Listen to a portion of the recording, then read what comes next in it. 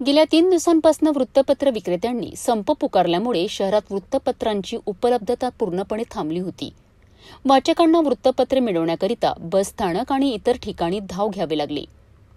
अमरावती बस स्थानकाबाहेर तर नेहमीच गजबजलेली वृत्तपत्रांची दुकाने ओस पडली होती। मात्र आता परिस्थिती बदलली आहे।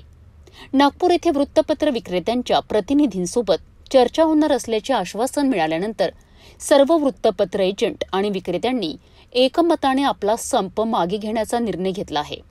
या निर्णयामुळे रविवारपासून शहरातील वृत्तपत्र वितरण व्यवस्था पुन्हा सुरळीत झाली आहे। बस स्थानकाबाहेर पुन्हा वेगवेगळ्या वृत्तपत्रांचे स्टॉल्स थाटले आहेत आणि वृत्तपत्र विक्रेते रस्त्यावर वृत्तपत्रे घेऊन वाचकांच्या सेवेसाठी सज्ज झाले आहेत। माझं नाव सुमित इंगोले, अमरावती वृत्तपत्र संघटनेचा अध्यक्ष बोलत आहे। संप आता आम्ही मागे घेतला आहे।